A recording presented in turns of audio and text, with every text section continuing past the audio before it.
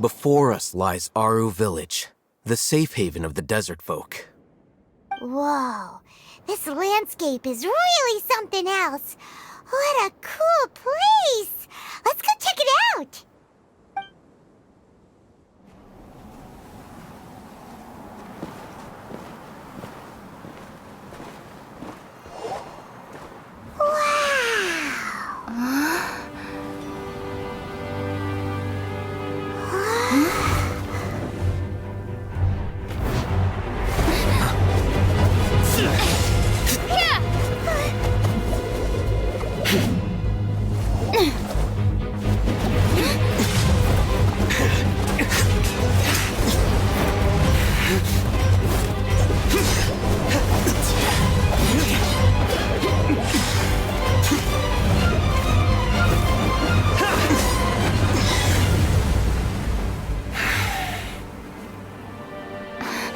Cyno.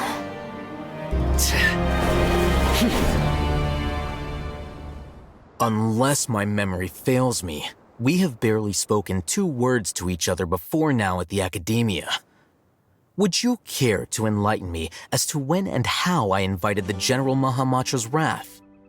Alhaitham, do not think you can escape my judgment just because you managed to escape my attack. Judgment? So that's how you'd characterize your actions here, is it? Or would elimination perhaps be a more accurate description? Had I used my full strength, not even this traveler would have been able to stop me. Though styled like an assassination, I sought only to ensure that my target would be unable to flee or resist. Standard practice for the Matra, as well you know. Seemed to me more like your own personal touch. Who is that, Alhaitham? Did you call him General Mahamatra? Yes. General Mahamatra Cyno, head of all the Matra at the Academia. He's a formidable hunter, and the ultimate nightmare for any who have committed academic crimes. You seem to have placed a lot of trust in Alhaitham, to the point of blocking an attack for him.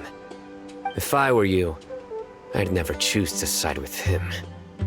I wouldn't believe a single word that comes out of his mouth. I have been pursuing this scribe for a long time.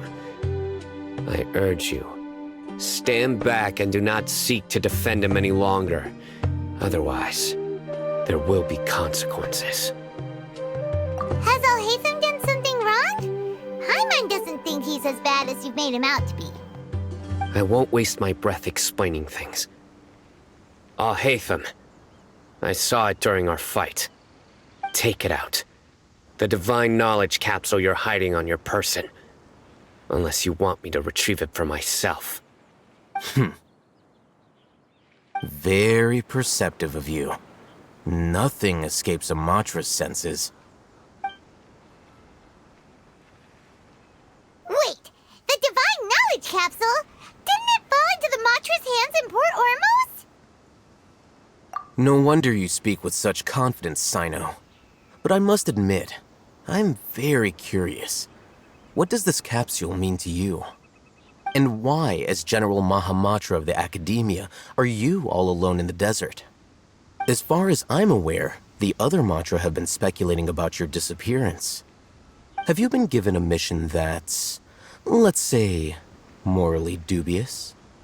If I was the real target of your mission, what was stopping you from simply using your authority and resources to judge me within the walls of the Academia? I should have known you'd be difficult to deal with. You two? Ugh! What should we do, Traveler? Paimon feels like we can't trust either of them! Ahem. Well, look at you two, acting all tough and self-righteous over there. Wait, Dia?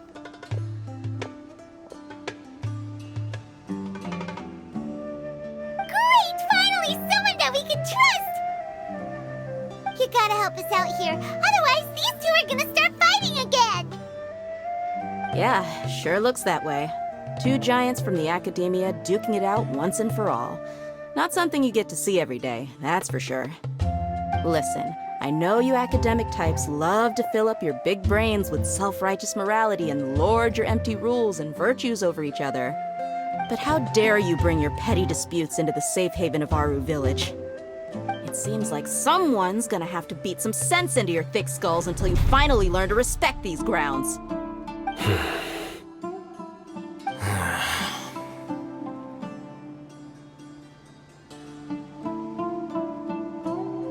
Hey, did either of you hear a word I just said?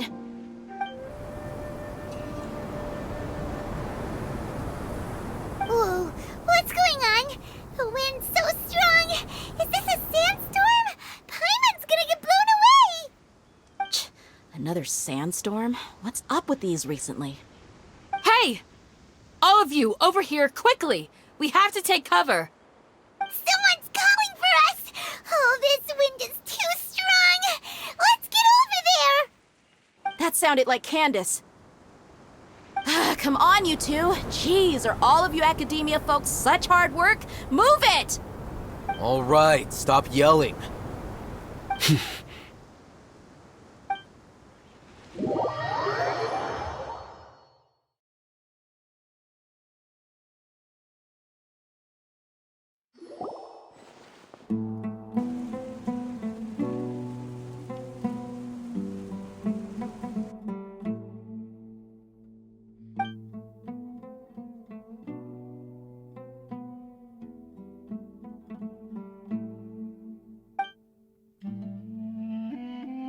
Well, this is pretty awkward. Hey, wanna play sardines with 3 people who wanna tear each other limb from limb? Sure, why not? Sounds fun. The air is so thick and heavy. Paimon can hardly keep floating anymore. My sincere apologies, everyone. This is the home of our village chief. I will have to ask you to make do with this small room until the sandstorm dies down. Please, let me introduce myself. I am Candace, protector of Aru Village. Our savior has come at last! Nice to meet you, Candace. The name's Paimon. Thank you so much for helping us. There's no need to thank me. It's only right to help each other when the weather gets rough. Wow, she's so gentle and caring, like a nice older sister. Unlike those guys over there. All right, now that we're all better acquainted, we should return to the topic at hand. As a guardian charged with the responsibility to protect my fellow villagers from harm, I was observing your conflict from afar, even before the sandstorm started. And now that you have set foot within Aru Village itself, it is all the more my responsibility to make absolutely sure that you pose no threat whatsoever to us. So please, have an honest and sincere conversation with one another and put your hostile feelings to rest.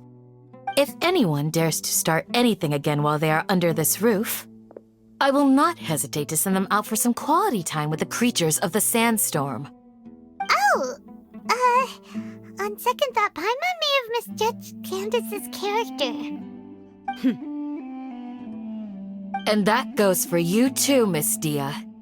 Do I make myself clear? All right, we got it, Candace. That's what I like to hear. So, which of you will begin? I was supposed to be a mediator, but I might have gotten a little too involved just now. Anyway, one of those two should probably start talking. Wait, that was you trying to be a mediator? I have nothing to hide, so there's no shame in explaining myself. While Alhaitham wasn't wrong about the other Matra not knowing my whereabouts, it's not because I've been assigned a morally dubious mission. Rather, I've chosen to exile myself. Huh? Exile yourself? A little while ago, I discovered that there was data missing in the Academia's project planning and development files. What little they did report clearly did not match the project's actual progress. As General Mahamatra, I had the responsibility and authority to request an audit. However, to my surprise, the person responsible for the erroneous data was none other than Grand Sage Azar himself. I tried to investigate the issue myself before submitting a formal audit request, but I soon found that all leads and potential pieces of incriminating evidence were carefully concealed from me.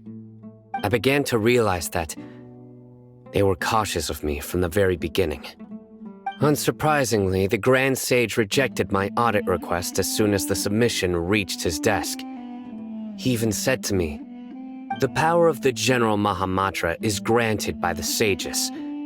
You have no right to judge us." So they really are up to no good. I realized then that to the Grand Sage, the Matra are nothing more than tools for the sages to assert and maintain their control over knowledge. The vows that we took, the principles that we strive to uphold, they are meaningless to the academia of today. I believed it would be wise to flee the academia before the sages had a chance to take action against me. This way, they can no longer see nor predict my actions. I will never give up on this investigation. There's no need for someone else to give me power or authority.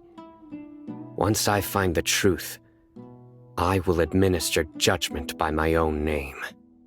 Cyno seems to have the same goal as us. We're all investigating the sages. Plus, now that he's no longer the General Mahamatra, he somehow feels a lot less scary. Well, Cyno, if that's your story, then why did you see Alhaitham as a target? When I was investigating the matter in the academia, I overheard a conversation between Alhaitham and a sage. The sages asked you to investigate a blonde-haired traveler. Do you dispute this, Alhaitham? What? Like many parts of the project, this assignment was undocumented. Now throw in your suspicious behavior with the Divine Knowledge Capsule, and I think we deserve an explanation. Yes. I was indeed tasked with investigating the traveler. Alhaitham! After all, the promised reward was so great that hardly any scholar could have refused. The sage told me, once you've completed this assignment, I can give you a glimpse of divine knowledge. A most enticing offer. Unfortunately, those academics don't know me at all. Their words contained one key piece of information, namely that divine knowledge indeed exists. That gave me all I needed to know. From my perspective, the sages are far from trustworthy. Think about it. Isn't it a little strange they're so willing to share divine knowledge with anyone, even as a reward? So, I began my own investigation following the lead of the Divine Knowledge Capsule. In the end, I realized my wisdom in committing to this rather than collaborating with the sages. Had I been less guarded, I probably would have ended up like that Ain al-Ahmar mercenary, incapable of remaining sane for long enough to hold a conversation. You mean that the sages originally planned to dispose of you, using one of those capsules that drive people insane? I'd already given up on the assignment by then. I only told the academia I was waiting in Port Ormos for you to appear so they wouldn't suspect anything. So it came as quite a surprise when I encountered my erstwhile target while investigating the Divine Knowledge Capsule. Criminals do love to talk about coincidences. Even though I ran into the traveler by chance, I had no intention of providing assistance to the academia. Also, you should remember, you were the ones who decided to follow me and strike up a conversation after I left that tavern. That's true. Alhaitham helped us out at Caravan Rebat as well. Maybe he's telling the truth. I'm willing to apologize if that's worth anything to you. I took the Divine Knowledge Capsule behind your back because I judged its existence to be a significant risk. I felt that it would be best for no one to interact with it before it had been properly studied.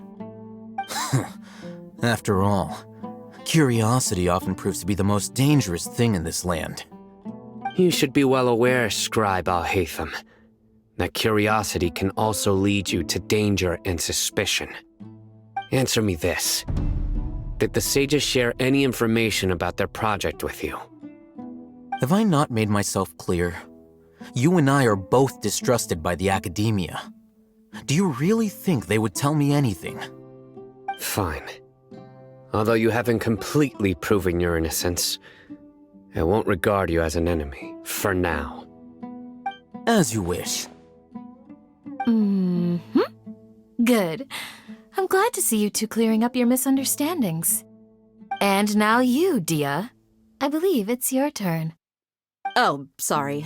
Whatever the boys were talking about must have been so boring that I spaced out. My situation is pretty straightforward. My employer, Dunyarzad of the Homayani family, is friends with the Traveler and is currently recovering from her illness at home. I had nothing going on, so I decided to return to Aru village for a visit. I was actually looking forward to a pretty exciting time getting back together with everyone here. But then I saw these two random guys in the middle of a pointless argument. It ticked me off, and things went downhill from there. Is that all? Well, I will admit that definitely sounds like your style. In that case, welcome back, Dia. That's more like it. I missed you all so much, Candace.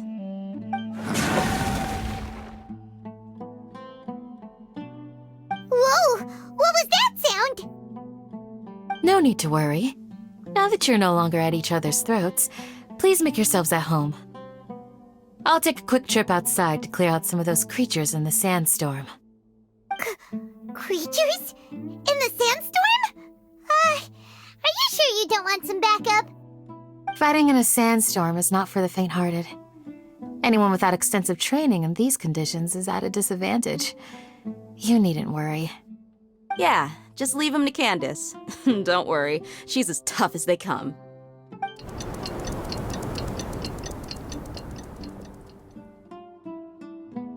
The wind's died down. That means the sandstorm's over, right? Candace still isn't back yet, though. Is she alright? Maybe we should go out and check on her. When you put it that way, even I'm starting to feel a little worried. All right, let's go.